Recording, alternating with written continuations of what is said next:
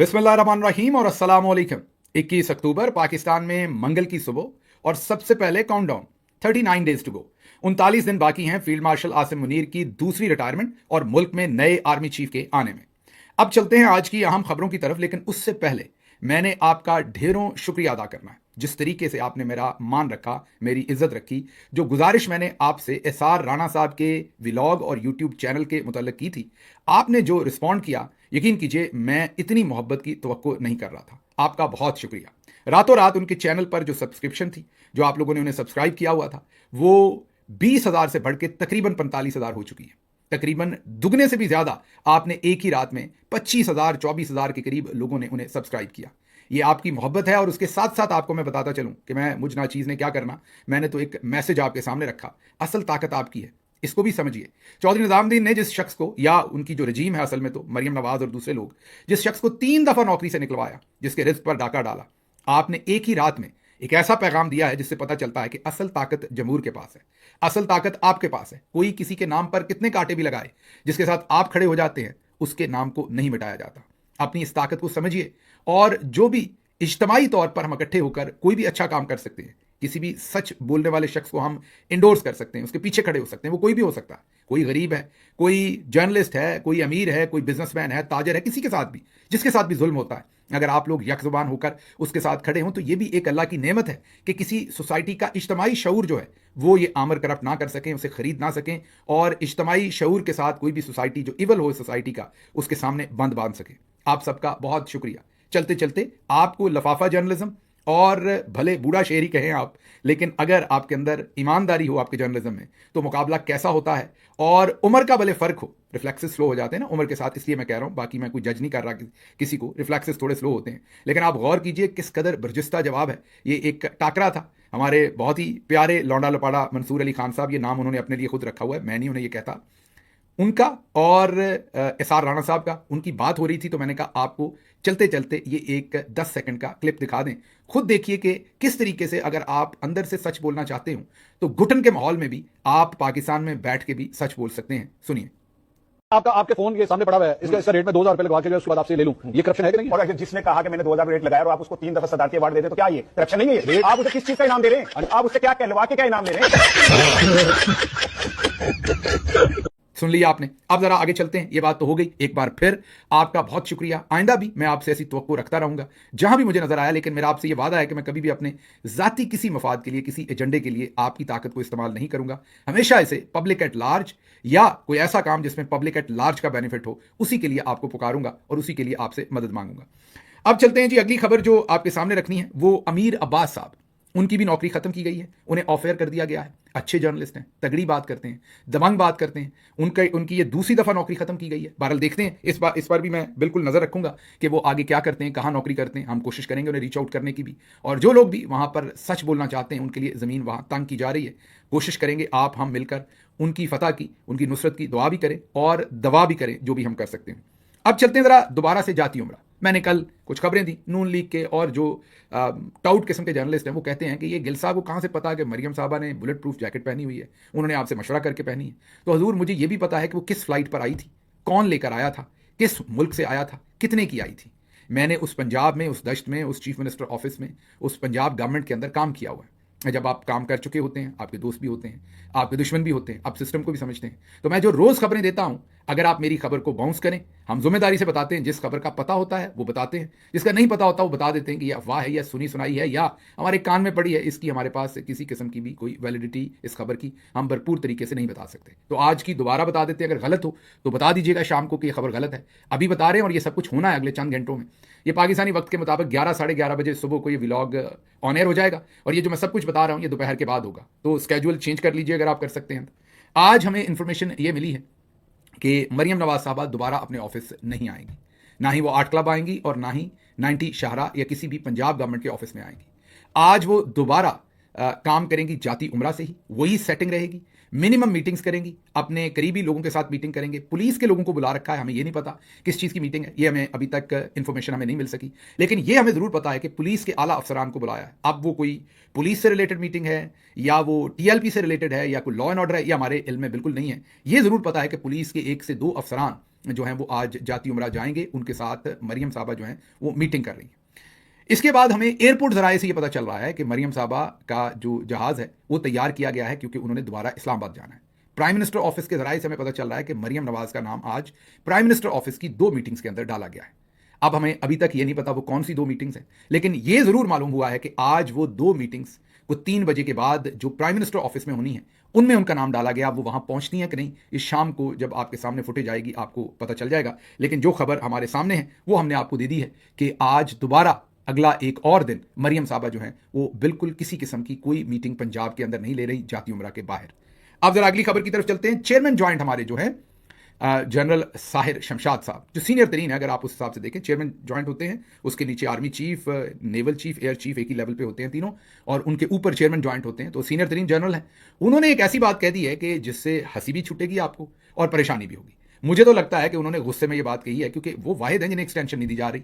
उनको नवंबर के एंड पर घर भेजा जा रहा है रिटायर्ड करके, तो मुझे लगता है उन्होंने जान के ये बात कह दी है। आपको पहले उनका बयान सुनवाते हैं, फिर उस पर तज्जिया करते हैं। बयान उन्होंने ये दिया है कि 2014 से ऑनवर्ड जो इंडियन फौज है वो सियासी हो गई है, उसके अंदर सियासत दाखिल हो गई है ना। वैसे चंपे की बात, हम तानक दे रहे हैं इंडिया को कि 2014 से आपकी फौज प्रोफेशनल नहीं रही, सियासी हो गई है। ये जरा पहले सुन ले, आपको यकीन आ जाए कि ये उन्होंने कहा। NUST university, national university of science and technology, वहां पर कुछ सेमिनार हो रहा था जिसके मेहमान खुसूसी थे, वहां पर उन्होंने तकरीर की है दबंग किस्म की, और भी बहुत कुछ कहा है वैसे तो, लेकिन ये एक 10 सेकंड का जुमला सुनिए। Indian military is politicized and Indian polity is militarized. सुन लिया आपने। अब आप हंस रहे होंगे, जाहिर है मैं तो हंस रहा हूं कि कौन सी फौज के चेयरमैन ज्वाइंट कह रहे हैं। वो ये कह रहे हैं कि ऐसी कोई भी फौज, इंडियन फौज को कह रहे हैं कि 2014 से आप एक ऐसी फौज हो गए जो प्रोफेशनल नहीं रही क्योंकि आपके अंदर सियासत आ गई, अब सियासत करना शुरू हो गए। तो वो बेसिकली एक गाली के तौर पर इस चीज को इस्तेमाल कर रहे हैं कि इंडियन फौज का तो कोई हाल नहीं रह गया, बेड़ा गर्क हो गया, और मैं उनके साथ मिल जाता हूं। क्योंकि बात उनकी ठीक है, इस तरह की तो सियासत वहां नहीं जैसी हमारे यहाँ है, लेकिन बहरहाल मोदी ने वहां अपने सियासी एजेंडे, अपने नफरत के एजेंडे को तरवीज देने के लिए, इसमें कोई शक नहीं कि वहां की फौज समेत तमाम इदारों को इस्तेमाल किया है। तो इस हद तक मैं चेयरमैन ज्वाइंट से एग्री करता हूं कि मोदी के आने से, जो मोदी से पहले का इंडिया था और मोदी के बाद का इंडिया, उसमें फर्क है। जरूर उसने वहां की फौज को भी उसने यही इन्फेक्ट किया होगा, मैं यही कह सकता हूं, उसका भी बेड़ा गर्क किया होगा। लेकिन इसमें काम की बात यह कि कह कौन रहा है। चेयरमैन ज्वाइंट जो है, जो तीनों अफवाज के ऊपर चेयरमैन ज्वाइंट है, जनरल साहिर शमशाद, ये कह रहे हैं कि इंडियन फौज अब प्रोफेशनल नहीं रही, उनके अंदर सियासत आ गई है। तो हुजूर, आपके अंदर सियासत तो पिछले 78 साल से आई हुई है। इसका मतलब आप अपने मुंह से मान रहे हैं कि ऐसी कोई फौज भी जिसके अंदर सियासत आ जाए, जो सियासत करे, वो प्रोफेशनल फौज नहीं होती। ये गोल किया है आपने। आपने लोगों को हंसने का मौका दिया है, हंसने की बात तो नहीं है तो रोने की, या आपने इंडिया को हम पे हंसने का मौका दिया है, ये मुझे नहीं पता। मतलब आप ये ऐसे ही है जैसे पिछले दिनों हमारे दफ्तर खारजा ने बयान दे डाला था कि हम चाहते हैं कि अफगानिस्तान के हकीकी नुमाइंदों की हुकूमत आए, तो पाकिस्तान में तो ले आए पहले। तो इसी तरह से कहा गया था वहां, और दुरुस्त कहा गया था हमारे दफ्तर खारजा ने कि अफगानिस्तान में लाशों का जो एहतराम है वो नहीं किया जा रहा। और एक वीडियो हमने देखी थी, हमारा भी दिल दुखा था। बिल्कुल लाशों का एहतराम होना चाहिए, लेकिन आप अपने गिरेबान में भी तो देखें आप क्या कर रहे हैं। आज ही एक ट्वीट हमारे सामने आई है, अब जाहिर है बगरदन रावी ट्वीट सामने है, तस्वीरें सामने हैं, धुंधली करके दिखा सकते हैं आपको। ये बताया जा रहा है कि किसी नाले में से ये टीएलपी के एक वर्कर की लाश कल मिली है। अब आप सोचें कैसे लाशें छुपाई गई हैं, फेंकी गई हैं, पानी में फेंकी गई होगी, जो अब नाले में से निकली है और कल निकली है। तो ये वाला इन्होंने एक, मैं यही कहूंगा, मनोरंजन ही दिया है इन्होंने, हंसने के लिए आवाम को। टीएलपी की बात हो रही है तो आपको अब अगला लतीफा सुना देते हैं। अगला लतीफा ये कि पिछले जुमे को, बल्कि पिछले बुध को, लौंडा लपाड़ा जी ने यह बताया था कि पंजाब पुलिस को ये पता, ये लोग देखिए किस कदर ये बेशर्म है। ये मंसूर अली खान हुए, मुनीब फारूक हुए, ये किस कदर बेशर्म लोग हैं कि लोगों के बच्चे कत्ल हुए हैं। आप कोई और स्टोरी कर ले, अगर आपने उनका माउथपीस बनना है, किसी और तरह से टाउट बन ले। ये जरूरी है कि आपने इस तरह से बनना है। अपने मुंह से कह रहे हैं कि मुझे पुलिस जराए ने यह बताया है कि जुमे वाले दिन तक उनको गिरफ्तार कर लिया जाएगा। उनके बारे में पता चल गया है। पर्पस क्या था? पर्पस था उनकी जुमे वाली जो एहतजाज था कि वो कहीं होना वो नहीं है। मैंने आपको पहले भी बताया कि यहाँ एहतजाज तब होता है जब चार्ज बैंक पीछे से आईएसआई का लगा होता है। आपने देखा मौलवी साहबान ने उस दिन एहतजाज करने के बजाय तगड़ा कोई खुतबा भी नहीं दिया, कहीं पर गायबाना नमाज जनाजा भी नहीं पढ़ाई गई। तो किसी दोस्त ने, मैं क्योंकि कमेंट्स आपके पढ़ता रहता हूं, एक दोस्त ने कमेंट लिखा था कि इस जो फिका है उसके अंदर गायबाना नमाज जनाजा नहीं होता। भाई दूसरों के तो होता है ना, वही पढ़ लेते जिनके होता था। तो और कुछ भी नहीं किया गया, कहीं पर कोई सेमिनार नहीं रखा गया, कहीं पर कोई तकरीर नहीं की गई, किसी मेंबर से कोई ऐसा बयान नहीं आया जो हमारे सामने हो। हाँ, हमने कुछ तस्वीरें देखी जिन पर मुंह पर टेप लगी हुई थी, उलमा कराम बैठे थे मेंबर के ऊपर मुंह पर टेप लगाकर। हाँ, ये अलग बात है कि मुफ्ती मुनीब साहब को जो है, मुनीब फारूक की बात नहीं कर रहा मैं, मुफ्ती मुनीबुर रहमान साहब की बात कर रहा हूँ, उनको अब लॉन्च किया गया। वो डिफरेंट मसाजिद में जाके, मैं उनका बड़ा एहतराम करता हूँ, सीनियर आलम है, मैं इसलिए भी करता हूँ फतवा ना दे दे कहीं, हम तो उनका एहतराम ही कर सकते हैं। वो डिफरेंट मसाजिद में गए हैं, अब उनको ये काम दिया गया। मेरा एनालिसिस है कि उनको इसलिए एक्टिवेट किया गया ताकि अगर कोई छोटी मोटी रमक भी हो एहतजाज की तो वो बिल्कुल उस पर भी हाथ फेर दें, उसको भी लोगों की तशफ़ी कर दें, लोगों को ज़रा ठंडा कर दें और बता दें कि मामला ठीक हो रहे हैं, आप लोग बस चुप करके आराम करें। तो अब मामला ये है कि पंजाब हुकूमत ने जुमे वाले दिन तो उनको पकड़ा नहीं, जब लौंडा साहब ने हमें बताया था कि जी वो जुमे वाले दिन उनको गिरफ्तार कर लिया जाएगा, उनका पता चल गया कश्मीर में। अब दोबारा पुरानी शराब नई बोतल में माजरत के साथ बेची गई है। अब दोबारा कल ये बयान छोड़ा गया है कि पंजाब हुकूमत ने सरबराह टीएलपी के ठिकाने का सुराग लगा लिया। क्या सेक्टर कमांडर का पता चल गया? साहिर है, वो एजेंसीज के पास है, सुराग आपने क्या लगाना है, सबको पता है वो कहाँ है। एहलकार के मुताबिक साद रिजवी और उनके भाई को पहली बार मुरीदके में एहतजाजी कैंप से पैदल जाते फिर मोटरसाइकिल पर फरार होते देखा गया। पंजाब गवर्नमेंट ने जो इतलात हैं वो आज़ाद कश्मीर की पुलिस के साथ शेयर कर ली हैं और बला बला बला बकवास, कंप्लीट बकवास। वो आईएसआई एमआई के पास है, किसी में से एक के पास, और उनको कश्मीर ले जाके वहां से गिरफ्तार करेंगे जब इनका दिल करेगा, अनलेस कि इन्होंने उनमें से किसी एक को मार नहीं दिया, नुकसान नहीं पहुंचा दिया। कुछ भी कर सकते हैं लार्जर कैनवस में, चीज़ों में फ़ायदा लेने के लिए कोई काम भी इसमें से किया जा सकता है। फिलहाल उस पर तजिया देना जो है वो कबल अज़ वक्त है। अब मैंने आपको कहा था कि जब तक ये एक्सटेंशन नहीं होती ये बाकी मानदा दिन मुश्किल होंगे पाकिस्तान के लिए, पाकिस्तान की आवाम के लिए, फील्ड मार्शल के लिए, इस खित्ते के लिए और इस निज़ाम के लिए। तो आखिरी खबर जो है वो इसी में से निकलती है, ये जो अभी देने लगा हूं। ये खबर ये है कि अब मोहसिन बेग साहब खुलकर बाहर आए हैं। ये ध्यान में रखिएगा कि मोहसिन बेग वो शख्सियत हैं जब 24 नवंबर 2023 को, जो 2022 को फील्ड मार्शल, उस वक्त तो फील्ड मार्शल नहीं थे, उस वक्त वो वैसे रिटायर हो रहे थे, रिटायरमेंट के बाद उन्हें एक्सटेंशन मिली और वो आर्मी चीफ बने। आसिम मुनीर साहब की बात कर रहा हूं। जब उनके आर्मी चीफ बनने का ऐलान हुआ था तो जो उनकी पहली तस्वीर वायरल हुई थी वो एक सोफे पे बैठे हुए मोहसिन बेग साहब के साथ वायरल हुई थी। उसके साथ ही फिर बातें शुरू हो गई थी कि Mohsin Baig caretaker prime minister बनेंगे, वो ये बनेंगे। खैर वो ना बन सके या उन्हें ना बनाया गया, लेकिन ये बात तय है कि मोहसिन बेग जो है वो पहले दिन से फील्ड मार्शल के बहुत करीब हैं और वो हमेशा से, अभी से नहीं, वो हमेशा से जो भी फौजी होते हैं, लाइक मुशर्रफ साहब के भी वो करीब थे, तो वो इन हल्कों के मेन जनरल्स के बड़े करीब रहते हैं। अब मोहसिन बेग साहब ने टेलीविजन पर टीएलपी के मामले को तो छोड़ दीजिए, उन्होंने तीफी भट्ट, जिनका तारीफ गुलशन उनका नाम था असल में, तीफी भट्ट एक मारूफ शख्सियत थी, ताजर भी थे और उन्हें अंडरवर्ल्ड में भी बड़ा नाम कहा जाता था। उनके बारे में अब उन्होंने कहा है कि इस कत्ल में डायरेक्टली उस्मान अनवर, जो इस वक्त आईजी पंजाब हैं, वो इन्वॉल्व हैं और उन्होंने इशारा मरियम की तरफ भी किया और उन्होंने कहा कि अब ये मुझे ज़्यादा देर सिस्टम चलता हुआ नजर नहीं आ रहा। उन्होंने कहा कि इसमें से पैसा बनाया गया और पैसे लेके उनको मारा गया है, जो रिपोर्ट हो रहा है, जो कहा जा रहा है। सब कुछ तीफी के मुखालफिन के कहने पर किया। ये कैसे मुमकिन है कि इसमें उस्मान अनवर ने पैसे नहीं बनाए हों? जितनी खिदमत तीफी भट्ट ने नून लीग की है, कोई करके दिखाए, ये तो नून के इशारों पर चलता था। मीन तीफी भट्ट जो है, उन्होंने नून लीग की पिछले इलेक्शन में भरपूर उन्होंने उनकी जो है वो कैंपेन की थी, उनके एमएनएज एमपीएस बनवाए थे। अदालतें बंद हो गई हैं, तो चीफ जस्टिस साहब ने भी कोई नोटिस नहीं लिया, कोई बंदा बात ही नहीं कर रहा। देखो कुछ केसेस में जो इश्तिहारी हैं, डाकू है, मुकाबला होता है, मार देते हैं। हाँ, तो जेलों से निकाल के लोगों को मार रहे हैं। अच्छा, इस सारे काम में जो एस्टैब्लिशमेंट है वो भी साथ है, एक पेज पे है। किसके? ये जो ममराए कानून बिल्कुल गलतगरी है, एस्टैब्लिशमेंट का ये काम ही नहीं। और मैं आपकी वैसे भी खबर देता हूँ, एस्टैब्लिशमेंट पंजाब गवर्नमेंट के साथ नहीं है। नहीं पंजाब गवर्नमेंट बिल्कुल नहीं। आर्मी चीफ तो बड़ी तारीफ करते हैं मरीम साहब की। हालात आएंगे, आप देख लीजिए और बताइए। तो इसका मतलब चीफ मिनिस्टर साहब नहीं रहेंगी, मरीम नवाज साहब मैं नहीं ये बात कर रहा, हालात होंगे तो आपको खुद ही, आपको जर्नलिस्ट है, मैं हार्डकोर एनालिसिस देने वाला आदमी पेशेंट गोइया नहीं करता, लेकिन मैं आपको बता रहा हूँ कि ये जो तरीका कार आपने अपनाया है, it will cost you in future. मैंने आपको पहले भी खबर दी थी, अब भी दे सकता हूं कि उनके एक बहुत ही करीबी दोस्त, वो भी कोई बेग साहब ही है। अब वो कौन से बेग साहब हैं वो आप खुद ही ढूंढ लें, वो भी कोई बेग साहब ही हैं, तीफी भट्ट साहब के। 35 करोड़ रुपया, वो वाले जो बेग साहब हैं, वो 35 करोड़ रुपया मेरी इंफॉर्मेशन के मुताबिक बैग में डालकर दफ्तर दफ्तर फिरते रहे। उनको पता था कि पुलिस मुकाबले में इनको मारने का फैसला हो गया, अभी तीफी भट्ट पाकिस्तान नहीं पहुंचे थे, तो वो वाले जो बेग साहब हैं वो 35 करोड़ बैग में डाल के फिरते रहे कि उनकी जान बख्शी कर दी जाए, उनका जाली पुलिस मुकाबला ना किया जाए। उसके बावजूद मारा गया। तो इसका मतलब है या तो दूसरी तरफ मोहसिन बेग साहब के कहने के मुताबिक ज्यादा बड़ी रकम थी जो वो कह रहे हैं, आईजी पंजाब के ऊपर सीधा इल्जाम लगा रहे हैं, और जाहिर है इसमें इशारा वो मरियम नवाज की तरफ भी कर रहे हैं। और इसमें से आप ये समझिए कि ये इशारा कौन करवा रहा है। मैंने आपको बताया कि वो जनरल्स के बहुत करीब है। इसका मतलब है कि extension extension extension, tension tension, और आखिर पर टन टन टन, वो जो घड़ी चल रही है उसमें एक्सटेंशन चाहिए। अगर आप नहीं देंगे तो आप पर हर तरह का इल्जाम लगेगा। ये जो अभी टीएलपी का काम हुआ है, अब अगर तो आप एक्सटेंशन दे देंगे तो ऐसे ही मिलके खेलेंगे, अगर आप एक्सटेंशन नहीं देंगे तो हमारा क्या जाएगा? हम एमआई आईएसआई के पास जो दोनों भाई हैं उनको छोड़ देंगे। रही बात आप ये कह रहे हैं कि टीएलपी के ऊपर अब पाबंदी लग रही है कालादम, तो ये जरा देखिए स्क्रीन के ऊपर, बड़ी स्क्रीन पर आपको दिखाते हैं। ये जियो टीवी की खबरें 2021 की, हमारी हुकूमत की। उस वक्त भी टीएलपी के ऊपर पाबंदी लगाई गई थी, उस वक्त भी इनका नाम 4th शेड्यूल में डाला गया था। ये सब कुछ उस वक्त भी किया गया था, इसी तुम तराक के साथ कहा गया था कि ये करना है। लेकिन बाद में उस वक्त की गवर्नमेंट को भी ये नहीं करने दिया गया था, आज भी नहीं करने दिया जाएगा। जिनका ये एसेट थे वो इनको बचाएंगे। ये जर्नल्स का एसेट थे, मैं अभी भी आपको बता रहा हूं। मुझे फिक्र ये है कि कहीं एक भाई को मारना दें, ताकि दूसरे भाई को और ज्यादा बड़ा लीडर बनाएं। 3 भाई हैं शायद, दोनों को मार दें तो फिर तीसरे से लीडरशिप करवाएंगे। इस एसेट को जाया नहीं करेंगे, इस पार्टी को कभी भी कालादम नहीं करेंगे, इसको वापस लेके आएंगे जनरल्स। और अगर मरियम और नवाज शरीफ वगैरह ने खुले दिल से 5 साल का नोटिफिकेशन साइन ना किया तो फिर टीएलपी का जो जिन है वो अभी बोतल में से बाहर भी आ सकता है। बहरहाल आने वाले दिनों में देखते हैं कि ये क्या होता है। फिलहाल जो अभी बातें हो रही हैं उनके ऊपर आपने नहीं चलना।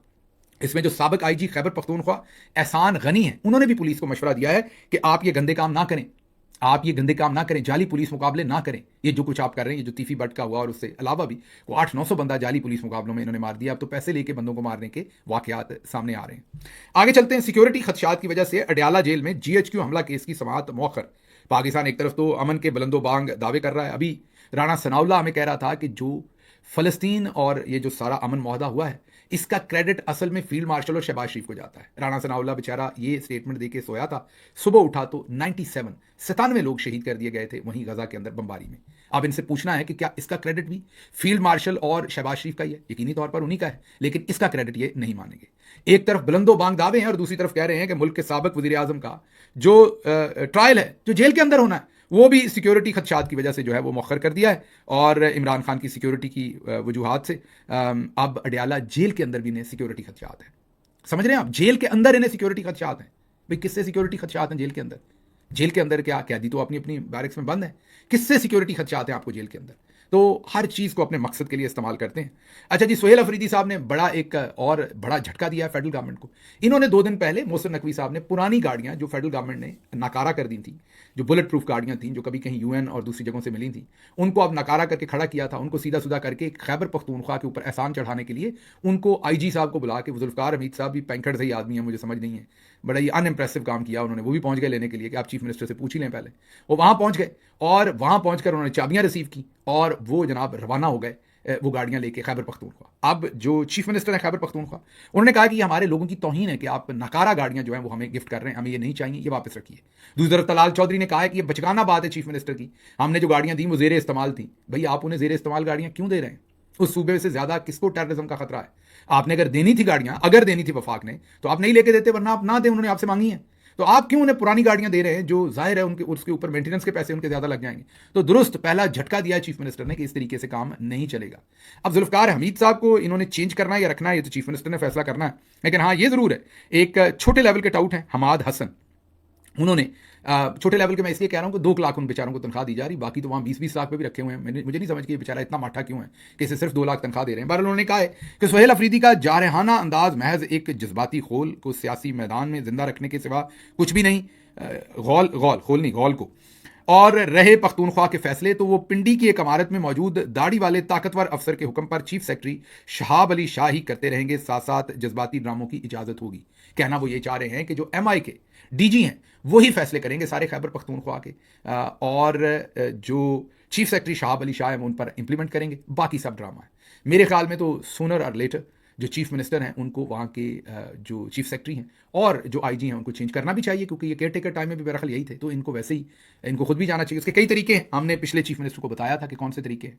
जब ये कहा जाता है कि चीफ मिनिस्टर को चेंज नहीं किया जा सकता, तो बहुत सारे तरीके हैं जिससे चीफ मिनिस्टर खुद ही, मसलन जो मैंने व्लॉग में भी बताया था, जो प्रोविंशियल असेंबली है, जैसे वो कोर कमांडर को बुला रहे हैं उसमें, इसी तरीके से इनको रोज़ बुलाएं, इनसे इनकी क्लास लें, वहाँ पर ले सकते हैं कानूनी तौर पर। चौथे दिन खुद ही IG और चीफ सेक्रेटरी कहेंगे हमने यहाँ काम नहीं करना। तो there are ways legal system के अंदर, जब चीफ मिनिस्टर समझेंगे, क्योंकि अभी वो नए आए, उन्हें वक्त देना चाहिए 1-2 महीने, वो जब समझेंगे क्या मुनासिब वक्त है, तो मेरे ख्याल में उन्हें इनको भी चेंज करना चाहिए और अपनी मर्जी का जो उनकी मंशा है वो चीफ सेक्रेटरी और IG उनको लाना चाहिए। अच्छा जी, सुहेल अफरीदी साहब को मुबारकबाद देने के लिए 2 अफरीदीज ने कॉल की है। एक तो याया अफरीदी थे, जिनकी उन्होंने कॉल रिसीव की, जाहिर उनसे मुबारकबाद ली। दूसरे शाहिद अफरीदी जो क्रिकेटर रहे हैं, उन्होंने कॉल की। इलाका एक ही अफरीदीज का, वही खैबर का जो इलाका है। तो जो सुहेल अफरीदी हैं, ये रिजवान गिलजई खबर दे रहे हैं कि सुहेल अफरीदी ने शाहिद अफरीदी से बात करने से इनकार किया है और उनका जो किरदार है, जाहिर है माजी में जो भी वो करते रहे हैं अपने लोगों के खिलाफ, जो भी वहाँ पर फौजी ऑपरेशन, ड्रोन हमले, उसमें जिस बेशर्मी के साथ वो इस सारे काम का दिफा करते रहे, मेरा ख्याल दुरुस्त फैसला किया सुहेल अफरीदी ने अपने आप को उनसे डिस्टेंट रखने का। अच्छा जी, गुजरांवाला रावली कैंट केस में सजा पाने वाले कुतुब शाह जो 2.5 साल से जेल में हैं, जी हाँ, इनको एक 2 नंबर किस्म की सजा दी गई थी। आप सबको पता होगा, वो सिपरा मोहतरमा एक सिपरा साहबा जज थी, हमने पहले भी उनकी तस्वीर दिखाई थी। उन्होंने इनको ये सजा दी थी और ये 51 लोगों को 5-5 साल की ये सजा दे के गई थी। जाहिर जर्नैली किस्म की जज थी, ना कोई एविडेंस देखी थी, बस धड़ाधड़ सबसे पहले ये सजा दी गई थी इन बेचारों को। ये वो जो 51 लोग हैं, इन्हीं में कासिम खोखर हमारा वर्कर शहीद हो गया था, वहीं पर जेल के अंदर ही वफात पा गया था, जिसकी लाश को हथकड़ियों में उसकी वालदा के हवाले किया गया था। अब ये रावली कैंट में कुतुब शाह, उनकी वालदा वफात पा गई हैं और उनको जनाजे में भी शिरकत की इजाज़त नहीं दी गई, कोई पैरोल उनको नहीं दी गई, कोई उनको इजाज़त नहीं दी गई कि वो अपनी वालदा के जनाजे में शिरकत कर सकें। ये वो जुल्म के बाब है, चैप्टर्स हैं जो लिखे जा रहे हैं, ये वो बेशर्मी के चैप्टर्स हैं जो मरियम नवाज़ और उनके सारे हवारी और जाहिर है जनरल साहबान मिल के लिख रहे हैं। पता नहीं इन्होंने इसका जवाब कैसे देना है। फिर जुनैद अकबर साहब ने कहा कि जब इमरान खान साहब को हमने बताया कि 22 अरकान असम्बली के बयान हल्फी की बात अली अमीन गंडापुर साहब से मंसूब की गई थी कि 22 अरकान असम्बली ने जीतने के लिए फौजी जर्नैलों को बयान हल्फी लिख कर दिए थे कि हम आपके साथ रहेंगे हर मुश्किल वक्त में। तो इमरान खान साहब ने जब ये सुना, उन्होंने कहा अगर वाकई हमारे कुछ 22 बंदों ने, उनको ये बताया गया कि हो सकता है ये 22 बंदे चीफ मिनिस्टर के इंतखाब में वोट ना दें और अगर इन्होंने दूसरी तरफ वोट दे दिए तो फिर हो सकता है उनका चीफ मिनिस्टर बन जाए। तो इमरान खान साहब ने कहा कि अच्छी बात है, बनने दें, जो भी है सब कुछ आवाम के सामने आए, डरने की जरूरत नहीं। अच्छा है अगर कोई ऐसे 22 लोग हैं तो वो गन साफ हो जाएगा और हमारी जान छुट जाएगी उस गन से। तो हमें ऐसे 22 लोग नहीं चाहिए। अच्छा जी, खबरें और भी थी लेकिन मैंने अब आपसे इजाज़त चाहनी है क्योंकि वक्त पूरा हो गया। जाने से पहले एक अनाउंसमेंट, जुनैद खान ये वर्जीनिया के एक डेलीगेट का इलेक्शन लड़ रहे हैं, इनका हम आपको स्क्रीन पर दिखा रहे हैं। अगर आप वर्जीनिया से बिलोंग करते हैं, आप इन्हें सपोर्ट कर सकते हैं, ज़रूर कीजिए। ये एक यंग पाकिस्तानी है, अमेरिकन पॉलिटिक्स में अपना किरदार अदा करना चाहते हैं। आप अगर इनके नज़रियात इनको मिले, इनसे ज़रूर बात कीजिए, इनसे इनका एजेंडा पूछिए, इनका मंशूर पूछिए। अगर आपको अंदाज़ा हो कि इनकी जो सोच है ये वाकई आपकी सोच से हम है, तो फिर आप इन्हें ज़रूर सपोर्ट कीजिए। मुझे यहाँ से इजाज़त दीजिए। अल्लाह आपका हामी नासिर हो। पाकिस्तान जिंदाबाद।